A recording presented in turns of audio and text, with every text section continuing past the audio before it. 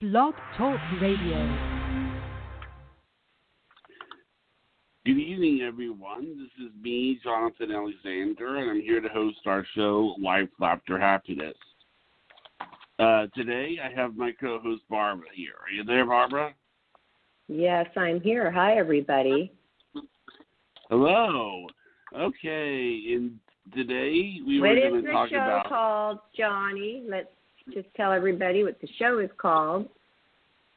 Oh, how to do things indoors that motivate you. Or help motivate each other during this hard time. So that's is a good topic. I like the topic, and it's important.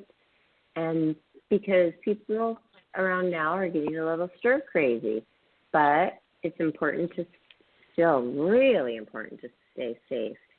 And how do we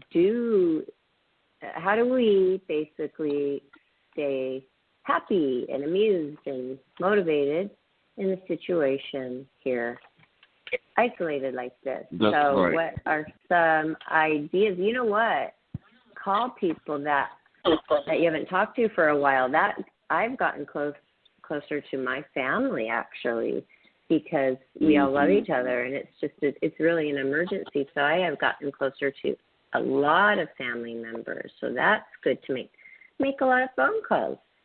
And so have you know what? Oh my gosh, I asked my mom yesterday what the cruise ship that my Aunt Donna was stuck on and with her husband, and she told me, let me get the name of that, because I'm wondering if it's that one that, there's one from Argentina, and that's where she was, Argentina, trying to get back. Let's see what Mom says. Okay, it's called, there are a few circling. It's called the Solar Eclipse. Thursday is the day, which is today. They'll get off and fly to Chile and then to the USA. And then who knows what will happen with that whole scenario. That might take quite a long time for them to, then they'll have to be in quarantine and all of that. So it's called the Solar Eclipse. I'm going to look that up while you tell me what you've been doing to motivate people or yourself during this time. Well, I mean, I've been uploading videos, and I've been, reading on some things, researching a few things, like reading online, Mm-hmm. And, so you're taking time? Yes, I'm taking time. Taking time for business. And calling friends, because I figure these friends are more likely to be able to answer the phone, if that makes any sense.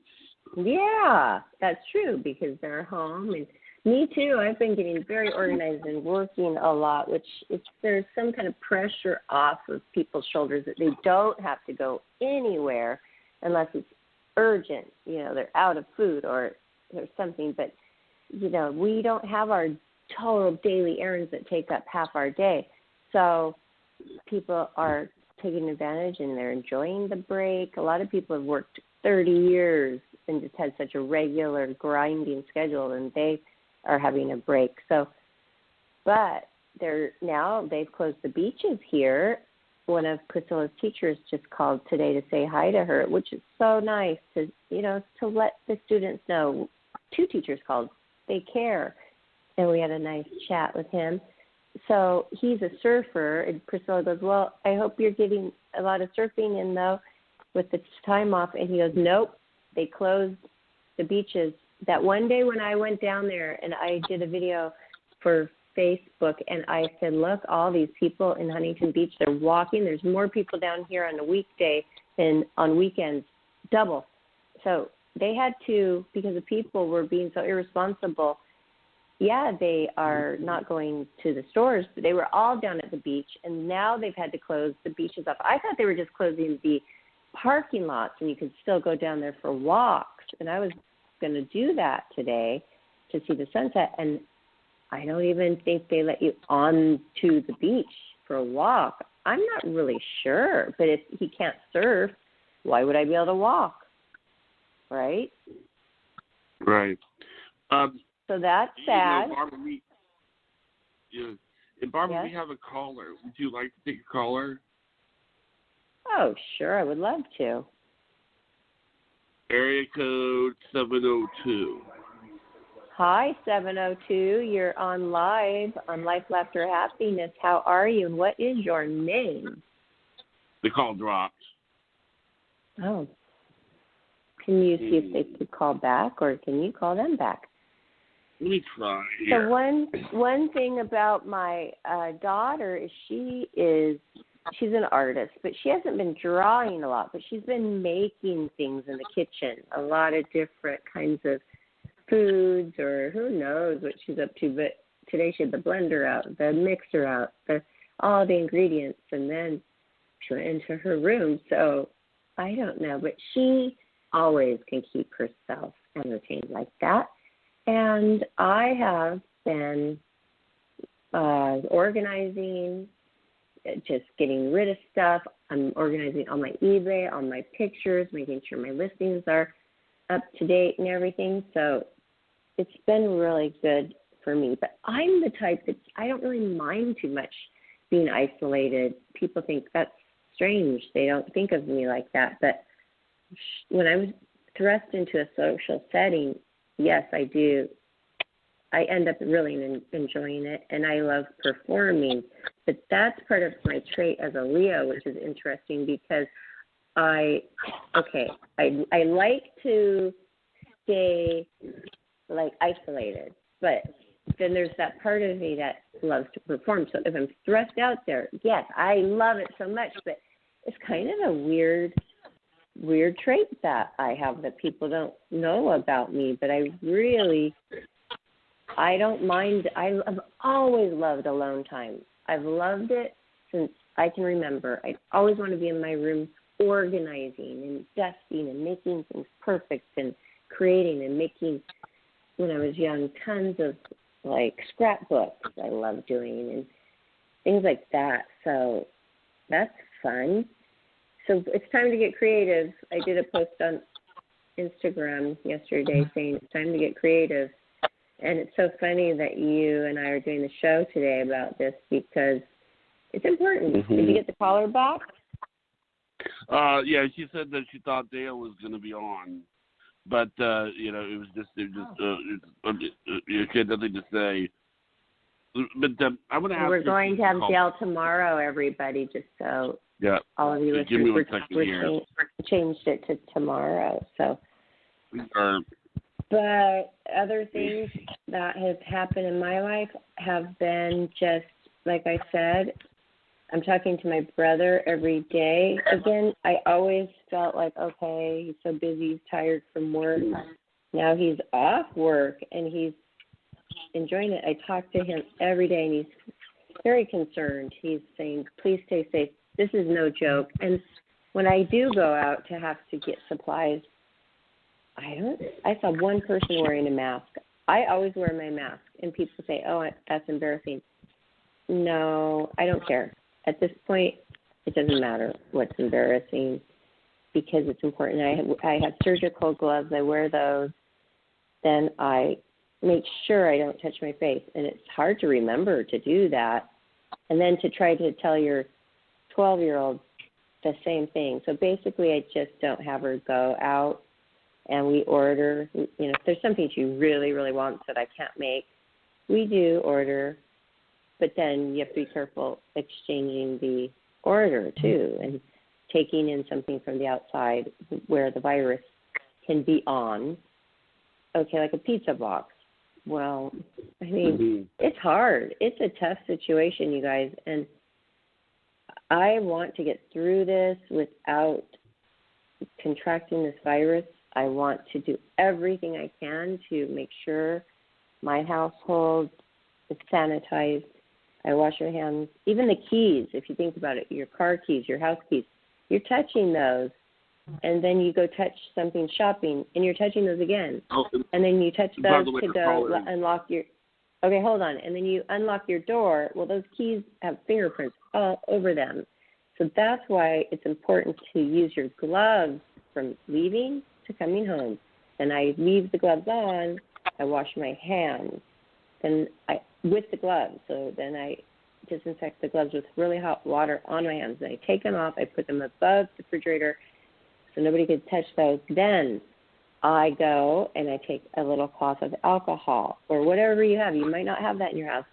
Hydrogen peroxide, alcohol, anything like that has a lot of disinfectant in it. And then I go and wipe off all the keys and the door handles. I'm not kidding. I do this every time I come and go.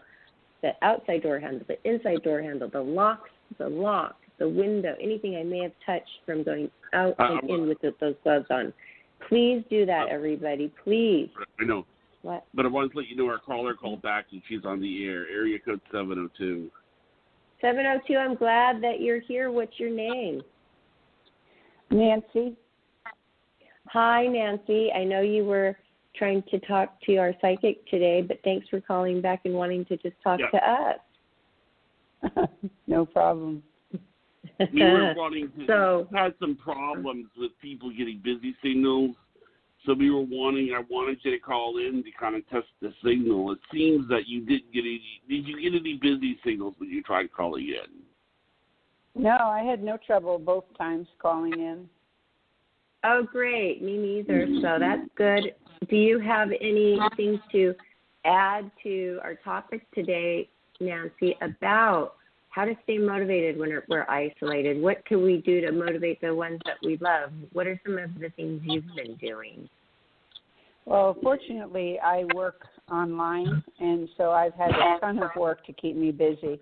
It hasn't been hard at all for me to be at home. I'm always at home. Good. Me too. But we're the fortunate ones that can work online. That's what I do a lot too. What about any of your family members? Are you near them? Are they in other states? My son is with me. My daughter's in North Carolina. Both of them have been furloughed from their jobs. So it's causing a bit of anxiety for my daughter. My son takes it a little more in stride. But they both know they will be rehired once the companies open up again. Yes, but I heard on the news, what is the number? 4 million people that have just applied for unemployment. So that's quite a lot. And then what about for me, a self-employed person? I'm researching how do I apply for the help that they're giving each family. Well, so that evidently is something. Yeah, this time they are giving freelance workers the incentive. The money that's coming is going to be for freelance as well as people who are employed. So that's a good news. Good but I have to make sure I stay on top of that. And are we supposed to be proactive? I mean, obviously they don't have time to go reach out to every single person and tell them, hey, do this step and that step. So I have to make sure I know the proper way to apply for that. I understand that if you pay taxes, you will get the money. So it's only people who aren't making enough to fill out the tax forms and don't. Unfortunately, they won't get it. So if anyone who filled out its taxes, so that's the way it was put. It's going to any taxpayer who makes less than $75,000. But if you never pay taxes, I assume you have to fill out a tax IRS form. Right. So if probably you have, form they know who you are, and they're going to send you the money. And if you don't have to do anything. Okay, so I don't have to do anything. Okay, good, because I do pay taxes. So, well, it's the unemployment. You have to apply for that. Yeah, and that's very difficult with the self-employment because you make, when you're a model, you're making a different amount every single month. So it's difficult to prove that for unemployment. But for the help, that's good to know. Thanks. Well, that's helpful. I know some people get really, like when you were saying the difference between your son and daughter, emotions are just running high and different. And some people are like, hey, I like being isolated. I'm here. I have all my products. And some people are like, I'm isolated. I don't have money for anything. And I'm worried about paying the rent. So that'll be interesting because the first is around the corner. There's going to be a lot of people who can't make it. Right. Yeah. That's the ones that have to apply for unemployment. Where do you live? I live in Las Vegas. Oh, wow. And that's where my brother lives. That must be crazy to see the strip with no lights on at night. It is. There's no pedestrians. I drove up the strip the other day. We saw a total of 5 people all the way up the strip. There's cars, but pedestrians are just not there because nothing's open. The town is devastated. Yes. The unemployment is just unfathomable. You can't really think about how many people are out of work here. You can't. Those hotels were full of people. The thing I was going to say about that is that the only thing is that we know these people have jobs waiting for them. It's just that they can't do it. Right. But I think what bothers me about this whole thing is the educated people that are disagreeing on certain things. Like, okay, I'm serious. I was reading a study that someone does that says that heat will stop the virus. And then I've heard other people that say that, no, this study says it won't. I've heard some people say that once you get it, you can't get it again. Then there's another study that says that you can. Then there's another study. I've heard people say, well, masks don't help. Then I've heard people say the masks do help. Then I've heard people say that it's going to be seasonal. And then some people say, nope, sorry, it won't be. I don't know who to listen to anymore. I mean, with HIV, you at least had a concrete, uniform agreement on what to do and how to stop it. It's not like, you knew how to not put yourself in front of it, But with this, nobody can agree on it. That's because it's a new virus. They have no experience with it at all. They're just finding a little bit out more each day. But with HIV, totally new. When there was a new virus, they knew certain things. They knew, that, you couldn't get it by just kissing someone or something. Right. Well, they had to find that out, though. They didn't know that from day one. When it was first appeared, they had to do all kinds of testing, I would assume. Yes, that's the first one I remember, that pandemic. I don't know if it was called that, but I do remember that. I was in high school, and the AIDS came out, and everybody was so fearful. So we got through that, you guys. We got through that. Now then soon after it became not a death sentence anymore, and they now are living fine if they treat themselves with the medication.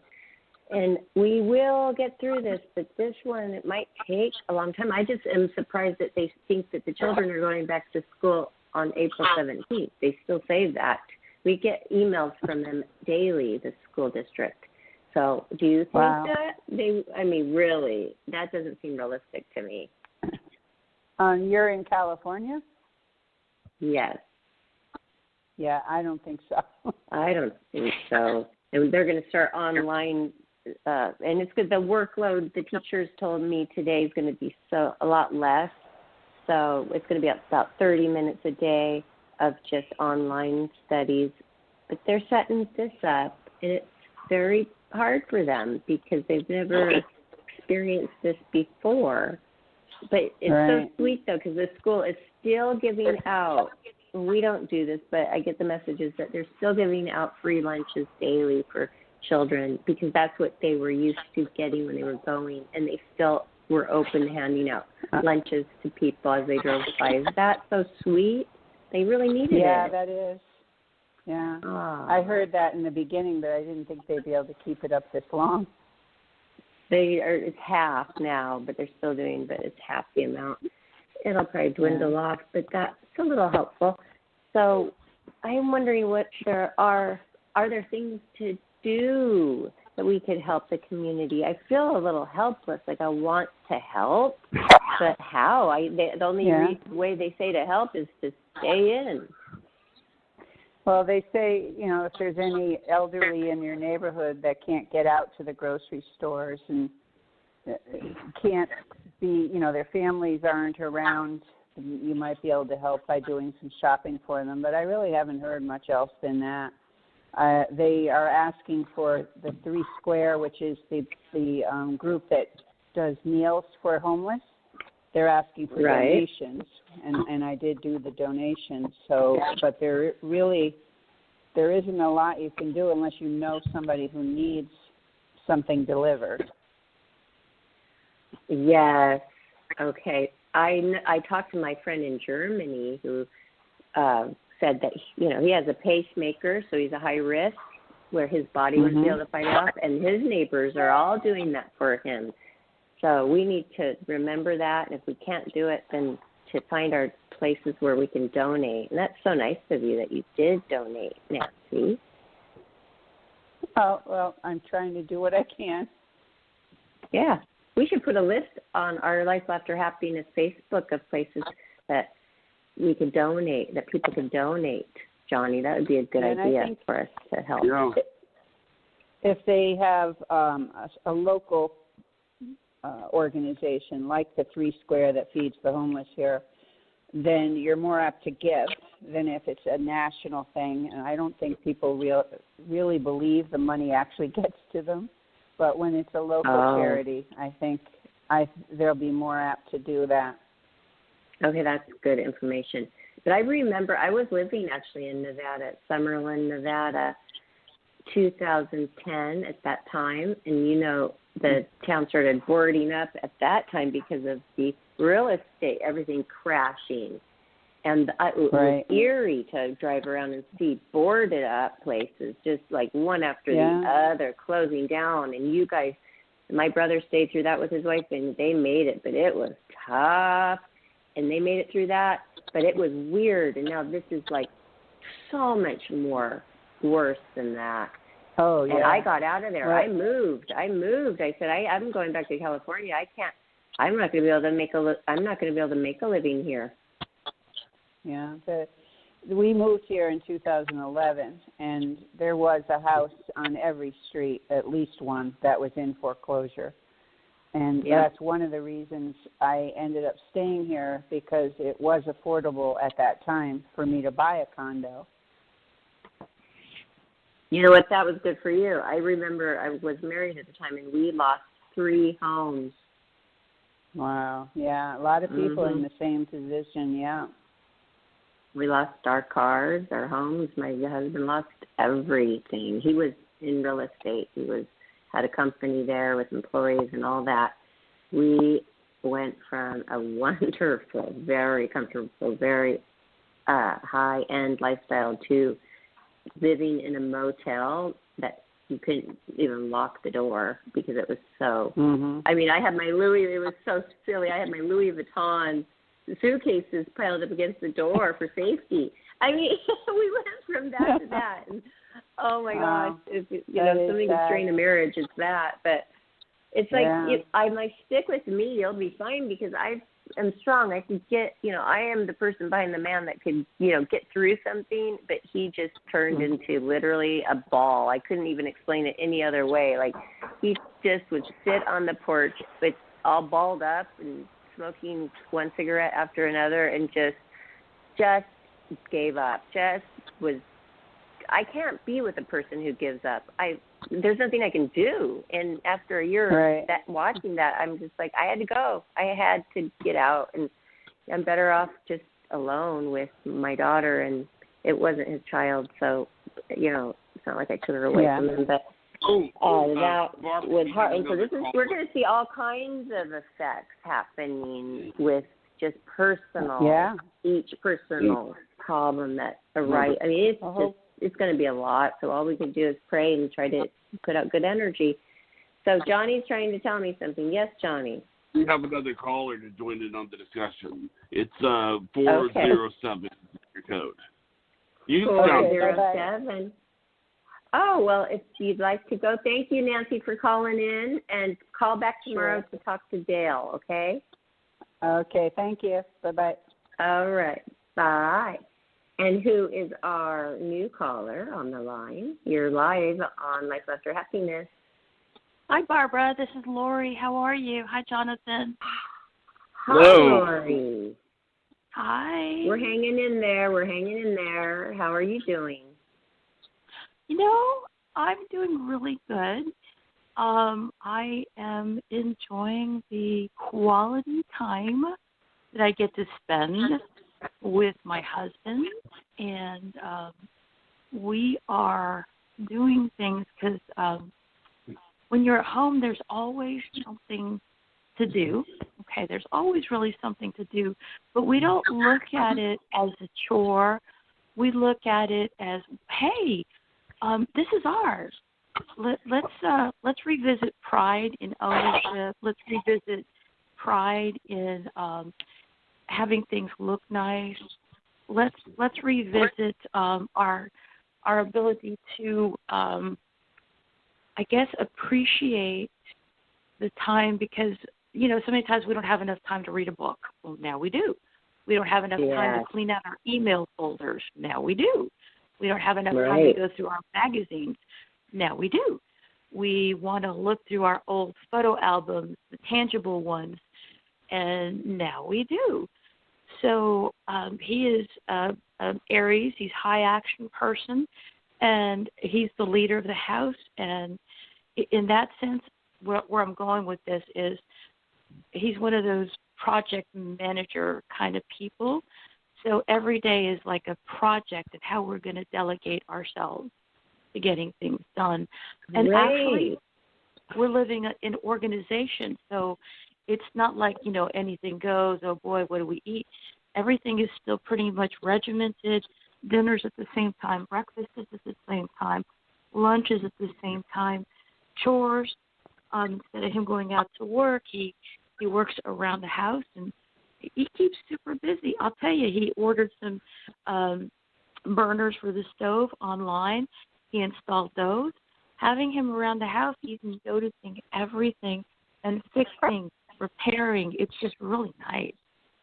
That's wonderful. I like that, because we didn't do that. We got off on the wrong schedule. We started becoming night people, and then I said, okay, we're going to have to start getting up early because the online school's starting, and it just makes you feel like you have a day instead of, sleeping in so late that your day's over. By the time you get going and rolling, then it's dark. And so that's really good of you that you guys really stayed on the schedule and have it organized. That's a good kind of husband to have right there. We're anxious like everybody else, so it's not all peaches and cream. We both wake up at 4:30 in the morning, realize it's too early, struggle to get back to sleep, finally pop out of bed about 6:30 or 7, and be lazy until about 8:30. And That's then we, not bad.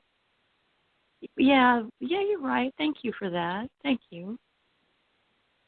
Yeah, I mean, Lori, you're like, it's still up and about 6:30 to 8. I mean, 4:30 is really early to wake up. Why are you guys on such an early? Why are you not able to sleep? Anxiety, like everybody else. Really? Stress? Okay. Yeah. Yes. And where do you live? I think we're Peachy Creek, Orlando, Florida. Okay. Wow. So it's not all Peachy Creek. We are struggling to get good quality sleep, so we try to take our mind somewhere else and to be comfortable. Ever since we've been homebound, we did it before. We self-quarantined 15 days ago. We just did it on our own. And the 528 hertz music for the plants and for the trees. And living in Florida, Jonathan can attest to this. You live outdoors because it's so beautiful, throughout the whole year. We don't have to deal with snow. We don't have to deal with really harsh things. Now, I know it can get hot, but I've also lived in Albuquerque, New Mexico, and that's dry heat. And now that's too hard to be outside, but not the Florida heat. I can handle it. And we've also lived in, Oregon, where the rain is just awful and you can't be outside. So I wouldn't want to be in quarantine anywhere else other than Florida, to tell you the truth. Oh, okay. Because I was just looking it up while you were talking about it, Florida. So it is pretty bad there, like everywhere. I know. Wow. On the online numbers, I'm just seeing stacking up. So that's very good that you've stayed safe, because a lot of people here in Huntington Beach did not do that, and they were all out at the beach. When the alert came, they're like, okay, well, I'm going to go to the beach. And it was packed. Just people walking around, they thought, okay, well, that's safe. No, it's not, because if you pass somebody who's sweating or breathing hard or coughing, and they are on a bicycle and they just pass you, you just got a whiff of their, micro saliva flying in the air into your nose right there, or your eyes. So masks don't even help with that. So that was very dangerous. They're perspiring, they're breathing hard, they're on that trail walking. That's not safe, people. It's just not. Well, we're older. We're both in our 50s. So, and we've got a couple of things, that we, health-wise, that we take care of. So we thought to ourselves, you know what? Neither one of us is 22 or 25 or 32 for that matter. So we just said, nah, nobody has to tell us to stay home. So we did that, given our situation. Like, we're not daredevils anymore. And, it didn't take the government to tell us that we had to stay indoors. We knew what we needed to do. Yes. Honestly, we wanted to keep this could be selfish, but we wanted to keep ourselves healthy from contracting any germs out in the public. And that's always been the reason. We don't look at it as forced quarantine. We look at it as we had to take care of ourselves. And when my husband explained it to me in that way, and when I saw him, leading by example, he called in sick because he said, I don't like what I'm hearing. And then after that is whenever they, like 3 days later is whenever they said they didn't need to go into work. But my husband, decided, hey, yeah, I have to take care of myself, take care of my family. And it was one of those things where we've never felt like if we're in by force. We've just basically said, all right, we're going to take this time to restructure, to refocus, because this isn't the first time in history that this has happened to any culture, to any generation. Like my dad used to tell me, you've got a rendition of World War I, a rendition of World War II, a rendition of any kind of virus throughout the generation. So every generation is going to have something to contend with. My dad's no longer with us, but a lot of his teachings, a lot of his words, I reminisce about, and I'm like, yep, Dad told me. Dad told me to watch. Yes. Yes, but they have learned from all of those. That makes it easier for them to get the virus under control with the just the vaccine that they're working on. The SARS has helped. It's in the same family, so that is helping. So I'm just praying that they can get that very quickly, but it takes 8 months of testing once they feel like they have the vaccine. They have to test it for about 8 months on people first.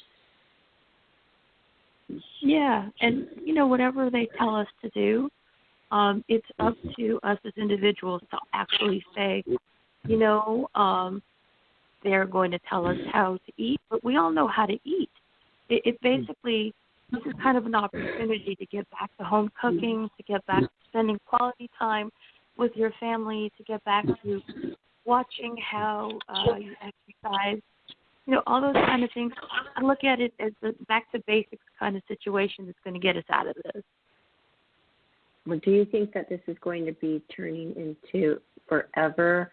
Say somebody is born today that they are never going to be able to shake a person. I mean, not be able to, but it's going to be a no shaking hand world out there after that's okay, this. though. If that's okay, though, you know why? I think because, look, okay, this is why I feel it in my heart. Maybe we were a little bit too reckless before.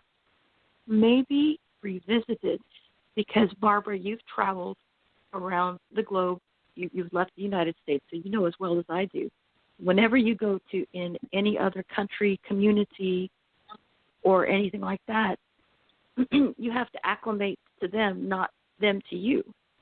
So in a lot of other countries, it's either kiss on the right cheek, kiss on the left cheek, a handshake. Or if you look at these other countries, they just bow to each other. What's wrong with that? What is wrong with that? I like it. I think it's really great. Mm-hmm. And this gives us an opportunity to embrace different ways that people have survived for as long as they have. What did they do differently than what we have been conditioned to do? Living in the United States, living in North America. What have we been conditioned to do? And it's like, okay, it's time for me to use this as a stepping stool to open myself out and to learn more about the world, because the world is no longer borders. We're all in this together. Right. Yes, I think that it will be fine to just be a society where we don't shake hands. And also, I was watching a documentary on Netflix last night about people really are resisting. I guess I was one of them, right, Johnny, about the flu shot, because, okay, well, if we have a vaccine for the flu now, but people are like, oh, no, I'll just get it. I can handle it. But why? If you don't have to have the flu, then why not get the vaccine? I got it for the first time because Johnny recommended I did. I don't really care so much about getting it either. It's just that like, but it has to do with I don't want to have the flu over Christmas. I don't want to have the flu over Thanksgiving. But also I want to say something else about the coronavirus that I just read. And I really feel like I'm getting a lot of, I was saying this earlier, about a lot of disagreements amongst educated people regarding, certain things. And one of the ones is whether or not heat will kill the virus. Let me tell you something that was just said to me it made a lot of sense. If you get the flu, you get the fever. Do you know why we get the fever? It's the body's way of fight. Exactly. The fever that you get when you get sick is the body's way of attacking the virus. So, right. I mean, it's evolution. So I guess you could argue that maybe just basic evolution. I think when they say heat kills it, they're saying it's more than likely that's going to be the answer. I can tell you that what gets me is like, Lori, she sent me the thing that said that she just had proof that, and people don't listen to it. They say you won't kill. But see, here's the thing. I read what you sent me, Lori, and it was done by a very educated man. And if we don't put value in the person's education when they say things, we can't listen to anything. You know what I'm saying, Lori? Yeah. Well, I first of all, let me backtrack and admire you, because when I told you what I had heard, you said, send me something credible. Where did you hear that? Was it a doctor or not? And doctor means someone who has a PhD, basically. So I said, yeah, as a matter of fact, it was. So you opened up my eyes to the fact that, hey, Lori, unless you're going to give me something tangible, credible, I'm not really going to believe what you're saying. And that rang true. It has to do with, this is someone who, I don't remember what it was, but I was reading it. It's not like this guy got a PhD from some diploma mill. This is a PhD who really did a study, who really did show that heat. And then you see these people say it doesn't help. But I don't know what to say. when I read a study that she sent me, I really don't know what to say. I mean, either we put the whole point of getting an education is that people listen to you about certain topics. That's the whole point. I mean, we go see a doctor because he has a medical degree, you know, and I guess what I just couldn't understand is, like, see, with HIV, everything was this uniform. Well, I think I said this earlier in the show, but I'm going to go ahead and repeat myself. There seems to be a uniform description about how to handle it, you know, and how to avoid it. But it seems like with this corona, there really isn't this uniform agreement, you know? I mean, haven't you... Yeah, because it's so new. And getting back to your point, HIV, they came up with all of these uniform ways of detecting and treating over time. We haven't had the time yet to digest this, much less for the studies, the research, the hypothesis to be formulated that leads to the research team, that leads to the scientists working together to get all of this organized. It was just, bam, our life was okay, and then later it was flipped upside down. I know. Wow. Yeah, we haven't had the time. But it seems like we didn't have the time back then either. For a while, people were just afraid, and they thought you could transmit it through spit, but you could through blood. Like, not if their blood got on you, because I danced for a while I competed for a while with somebody who was positive HIV, and during dance he started bleeding somewhere because, you know, there's rhinestones everywhere, and it happens. And his blood did get on me, and everybody was like, ooh, they were worried. And I already was educated. I knew if the blood got on me, I will be okay. It's if it got into another, if I had a cut and it got in that or in your mouth. Be bad. Yeah. Right. Yeah, so it didn't get in me it didn't get in me, okay? So, but it was sad because I saw how he felt like ashamed, and it was really it really made me cry for him because they felt like lepers. And that goes back to another epidemic way back a long, long time ago. So we just have, this with who has it? Prince Charles, okay? So it hits anybody. It's not like we know, and we can get it through just the air, somebody's breath getting into our face. So this is it is so much scarier. How long do you think this will go on? How many years? How many years do you think we are going to be afraid? 2 years? Everything is happening at a much faster pace than it ever did before. I mean, if you would have told me in 1995 that I was using a cell phone and I was checking my email from my cell phone while I was streaming a movie and reading an article on my phone at the same time, I would have never believed you.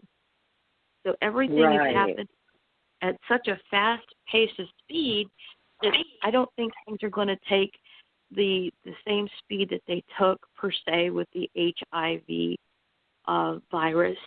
I think that now, again, I'm going to say, we don't have any borders. We share science, technology, data, research results, and findings with everybody else on the globe because we're all in this together.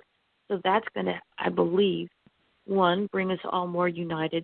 2, help us get this thing a lot more under control because China's having a lot lesser series of incidents, if not zero or pretty low. So we're going to take that data and we're going to research that. You know, the same thing in South Korea. They've gotten this under control. So the way that the world works now, again, there are no borders. So we're all sharing. And this just makes us realize that, hey, the world is a lot smaller than what we perceived it to be as little as 10 years ago, as little as 5 years ago, with the things that are coming, with the technology. I mean, it blows me away that we're all going through this pandemic. I'm outside at my other house watering my grass, trying to not lose it because our sprinkler system got broken by the landscape. And I'm watching the Prime guy, the Prime truck for Amazon, going to house after house after house in this community, and I'm thinking to myself, this just blows my mind. How is everything happening so fast? And I stopped and I took a prayer break to just call out to God, give me patience and let me just understand and get a grasp, because I feel like the dirt is coming out from under me. I don't know how to think, who to trust, what to say. And the only thing I got back was, don't worry, it's all under control. All will be fine. And, keep on taking care of yourself and your family. That's all I got in my prayers. Yes, and that's so important. I'm glad you mentioned that, because I am not being on the show. I should be better at meditating, and I hear how great it is. I had to. I told my daughter, I said, I'm going to lay Barbara, down, and I'm going. I wanted to introduce Lori, and I brought on my, she's called in before. This is Wendy. She has her own take on the virus. We were talking about the virus. Wendy, are you there? Yes, I am. Now, you and I have talked about this virus a little bit. I mean, why don't you tell us what you think about it? Well, I think if people aren't, that it's mostly hitting people, obviously we all know, that are not in good health. But what I think is people should start trying to improve their health right away. And that this virus is probably it's not going to get any worse, but it's all over the place, and we're just going to have to ride it out. I think it's going to be a couple of months, but I think after it's over, people should really start focusing on what's important, which is their health, which is something you cannot buy. And taking a bunch of medications and pills and this and that, or diet pills or whatever they're doing to take the easy way out is not the easy way out. The best way is to eat 80% vegetables and fruits, like a Mediterranean diet, to take as little medication as possible as they can, and not to take it under like a sniffle or something like that, because what you want to do is bolster your immune system so you don't get it. I haven't been sick in about 5 years. Oh, that is so true, because I have B12 shots here, and I'm doing that, and then we're forced to have that kind of diet too, Wendy, which is awesome because it's healthy. Because I cannot find a chicken. I have one roast left that I had in the freezer I'm going to make today, but there's no meat. And so people are turning into vegetables and fruits more, which is so super healthy. We're forced to. I mean, have you been able to find any meat out there? I have here in Florida. I've been able to find meat, chicken, and everything else, but we don't want that. We take Airborne, the vitamin C chewables. We take the adult vitamin D chewables. We're doing the alkaline water, and I'm married to somebody from the Mediterranean, so that's always our diet anyway. It's really, really normal. So, like, today, I made Great Northern beans. We had semolina pasta with 7 vegetables and a smidgen of meat, because that's the way we eat anyway. I have a bread machine, so I make homemade bread anyway. Oh, that's so good for you. My mom had that. And you can make bread without bread machine. Somebody sent me on Facebook an easy bread recipe, because I stocked up on that. I found the last bit on the shelf of these wheat English muffins, and I got them, they had 2, and I froze them. And, we're almost out. And, my daughter, she likes sandwiches. She's 12. So it would be nice to make our own bread. This is what we bought about 9 days ago. We went to the Restaurant Depot. We bought a 25-pound bag of whole wheat flour. We bought olive oil. We We bought Mediterranean olives. We bought coffee. We bought tea. We bought a little bit of chicken to flavor our vegetables. And we bought a big bottle of Dawn dishwashing liquid. And we bought a big couple of bottles of apple cider vinegar, because you can sanitize, you can clean with that. And I have 2 bags of lemons, and I don't waste anything where lemons are concerned. I use the lemon zest as well as the lemon juice in just about everything that I cook, because it's lemons, it's garlic, and it's onions that are all antioxidants, antifungals, and I have no idea what else, but that's our practice every day anyway. I don't waste any kind of lemons. And, you know, it sounds really, really humble, but that's how people live in Morocco. So we're just going back to basics. That's what we're doing. And we live like that anyway. Good advice, though, because I did see tons of lemons. When there wasn't any fruit at first, there probably is now, but tons of lemons out there. So that is, thank you for telling the listeners about that. But I haven't found any meat, but I do have, like, the stock, too. Like, they have stock, chicken stock for soup, and that's a good thing to flavor things with if you can't find plenty of recipes. You take that stock, okay, and you boil carrots and potatoes and peas or whatever you got, throw it in with that stock, and then after it's cooled down a little bit, stick it in a blender or food processor, and you've got a hearty soup with a nice piece of hot bread. Olive oil. Nice. Dunk your bread in olive oil. Hot tea. And we eat like that anyway. And I'm not good. I'm American. I never knew any of those things until I married my husband. You know, potato chips and butter and chips and sour cream is me. Pizza, you name it, cheeseburgers, all of that is me. But, you know, and I still have those cravings, but I kind of scale it back because I was noticing how I felt when I ate like that. That's versus right. now, it's seamless, it's effortless, and you know it makes my husband really, really happy to eat the food that he grew up with. So I'm like, you know what? I think your food's a lot healthier than mine. He goes, you think? And I go, yeah, I think so. You think? Oh, yeah. And that's my favorite kind of food, Mediterranean. I love the hummus with the pita bread so much. And, and my daughter loves it too. And I said, this is so healthy for you. I'm glad you love Mediterranean. And the olives and the salad and the dressing, it's always so fresh and good with the rice. So then just do the vegetables like you say. Oh, and it's wonderful. And you can find hummus. You can find a lot of good hummus and dip a carrot or celery into that. And it's a great snack. Well, hummus can be I had to change all my passwords. What was that? Hummus can be substituted for meat as a protein. Okay. And it gets you full. Yeah. You take some hummus out of a can if you don't want to start from scratch. You clean the preservative water 4 times and stick it in a food processor with a little bit of broth. And then after that, when it's all, nice and liquidy, you can put in some tahini, and you can throw in whatever you want to insofar as pineapple chunks, jalapeno, whatever. I've even seen chocolate hummus. So hummus is very pliable, very pliable. So this will help some, though. I mean, the grocery stores and some people it does help. It is helping.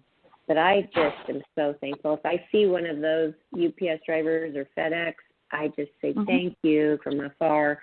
They are putting their lives at risk every day. And the postal workers, and those people are still at the counters, and they're coming across people every day. And I'm so thankful for those people that are still there, because what if all the grocery stores closed down? Then where would we be at? Well, I tell them thank you to their face when I'm there. I know we're not supposed to talk and socialize, but if I never see you again, because everything is so transient, I just want to say thank you for what you're doing. Me and my family appreciate you, and I walk away. and they really appreciate it too.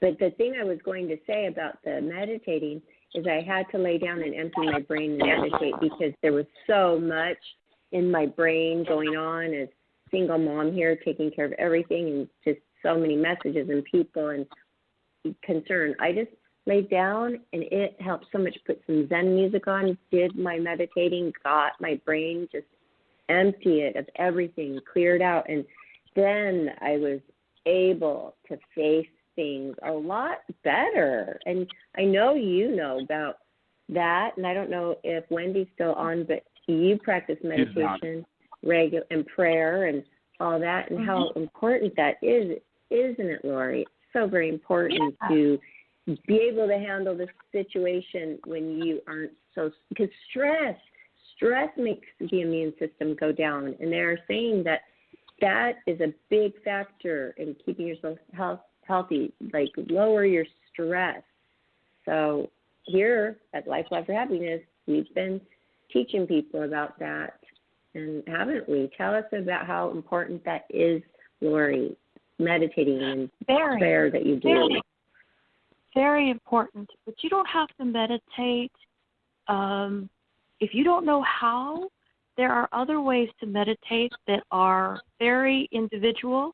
Let's say, for example, you know you're going to be alone at home for, 15, 20 minutes while your spouse is out making a grocery store run.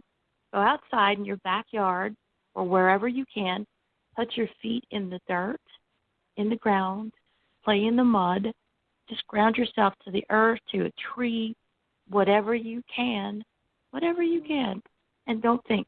Just enjoy, like if you were 5 years old. Enjoy playing in the dirt and the mud. Allow your feet muddy. Believe it or not, that's a form of meditation. No, I believe it. I believe it. I do. And because, well, when I used to be able to walk on the sand, I'm not sure if I can get to the beach anymore, but that it's good to be barefoot and get your feet in that sand. And like you say, the mud, there's something in it. It is quite healing. So into your bathtub, fill it up with water, and take some Himalayan pink sea salt. Crack it in there, however you need to, and just literally enjoy listening to your own heartbeat as you sink into the water. And that is also another form of meditation. Just focus on your heartbeat. Let everything else around you do what it's going to do, and literally just listen to your heartbeat. You don't have to count the beats. You don't have to count your breaths. You don't even have to think. That can give you such mental clarity if you do that for a good 15, 20 minutes, longer if you were so inclined. Meditation as well. Yes, and stretching and just having, just tell whoever is in the home, look, this is my 45 minutes or hour or half an hour of my time that I need to just release my stress. I'm going to do a stretch class. And one time I got online and ordered this whole system where it's teaching how to eat properly. When my daughter was really young, just like the amounts of each item, like the garbanzo beans and maybe the corn, and it had little cups and all that's what your body needs. And then it had the exercise regimen, and we did. It was called the 21-day challenge. And oh man, I was in the best shape of my life. Well, not of my life, not when I was dancing, but really great shape. And I did this Beachbody challenge, and it's an online thing where you can be a part of a group where you talk about your progress and others that are going through it, because it's a challenging thing. But they have a lot of different options online for yoga. I subscribe to a nice, wonderful yoga instructor that you do right here in your home. Yeah, it's so much you can do, because don't stop exercising, right? That's important. Yeah, movement to keep your body fluid and to keep your chakras open and to keep yourself uplifted. We're all, 70% water. So, you need to move around to keep everything going and flowing and moving as it needs to move. And same thing, getting back to the water. If you can handle it, a 4 to a 6 hour water fast will make you feel fantastic. That's why they call breakfast, because it's the break from the overnight fast when you were asleep and you didn't eat for 8-9 hours. That's why breakfast. That's interesting. I didn't know that was I didn't know that is an interesting fact. Well, it's so important. What? Yeah. What? Leave it. Why do they they call lunch? lunch? I'm not sure. Why? I'll find out. What? Leave it to Johnny to ask that, right? You know what? Everything has. This is another thing that I'm learning. I'm questioning the simplicity of things, and I'm really listening to the answers. Now I'm really listening to the answers, and humility goes a great big long way. Being really, really humble. So you're making a nice tuna salad. You don't have half the ingredients. You know what? It's okay. It's okay. Be creative. Put in some corn. Put in olive oil because you don't have mayonnaise. You don't have the fresh herbs. Put in the dry ones. Who knows? Maybe you'll create and invent something that you'll continue using even after this, trial period to see how we're going to change our lives. Because I look at this in the spiritual sense. This is a trial to see how we're going to fix, amend, change, or recreate ourselves. Me too. I even told Priscilla this is a time to work on ourselves. This gives us time for that. Let's get super healthy and organized and make our place where we're going to have to spend a lot of time in the future in here. So let's declutter. Let's make it, really a cozy place.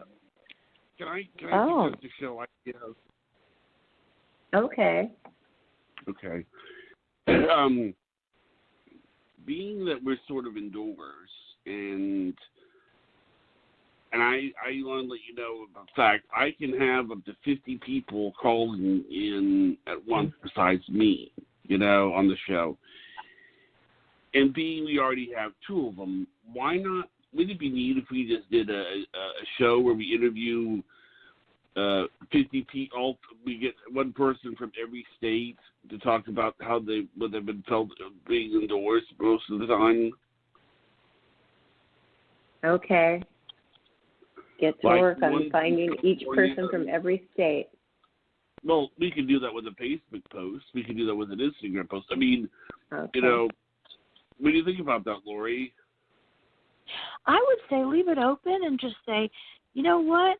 Call us in from whatever state, and then you'll go around and see what states have been calling in and say, well, since we put the invitation out there for people to call us and to tell us what's going on in their state, we had a really, really good response from California.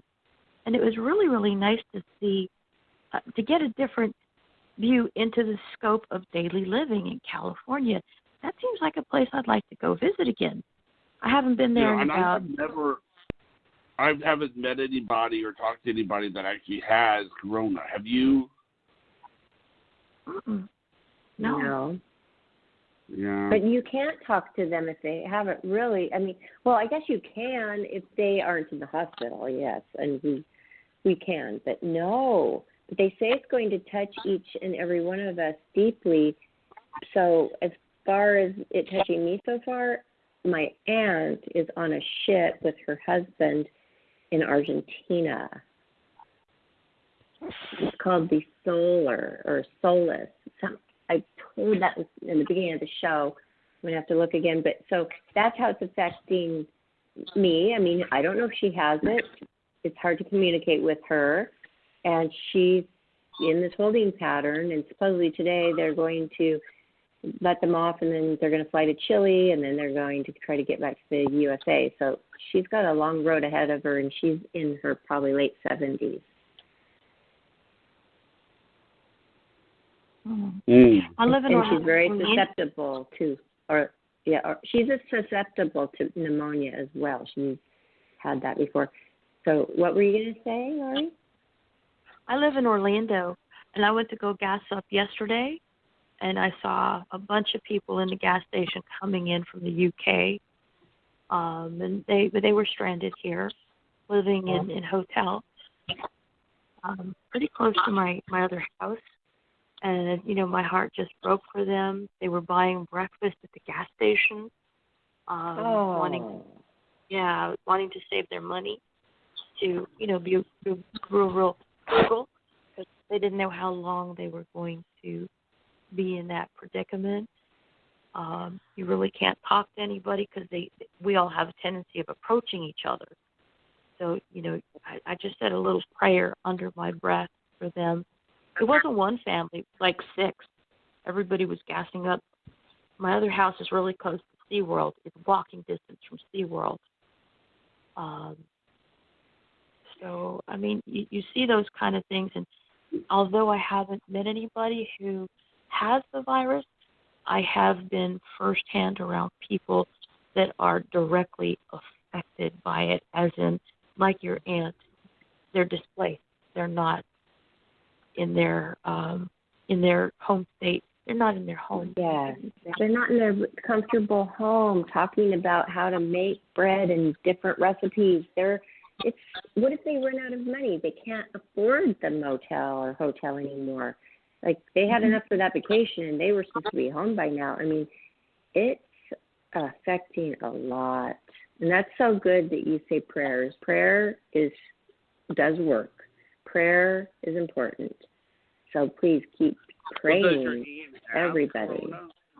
Does your aunt have corona? I just said that I don't know. We can't always get a hold of her.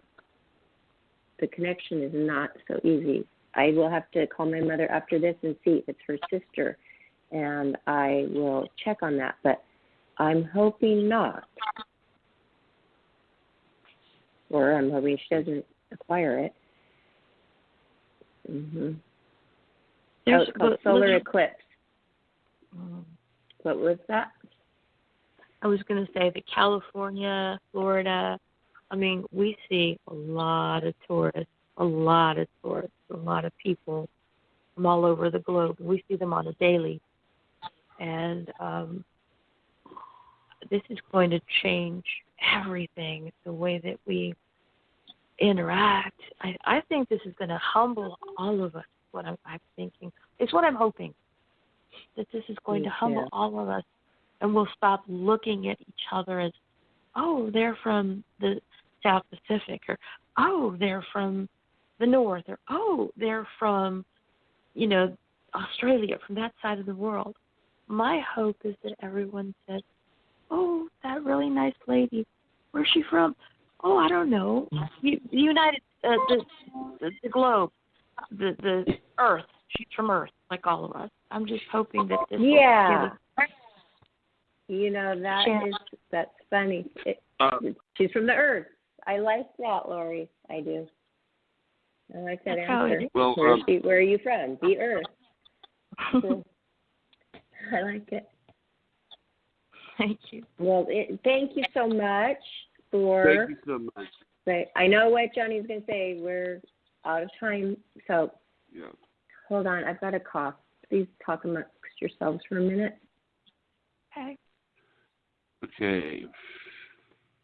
You there, Johnny? Yeah, I'm here.